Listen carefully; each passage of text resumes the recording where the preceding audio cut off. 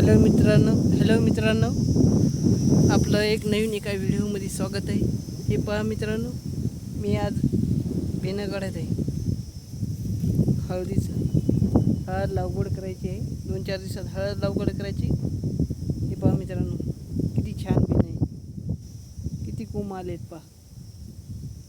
हे पहा मित्रांनो, हे टोपल्यामध्ये भरायचं आहे आता, आणि भरणं झालं की कट्टी भरायची.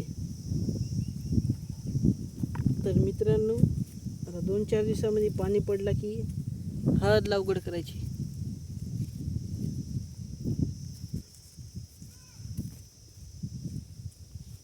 हे पहा, असं बी नाही, एकदम छान कोंब.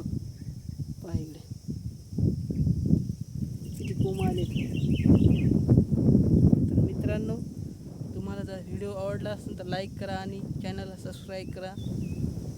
जय हिंद, जय महाराष्ट्र.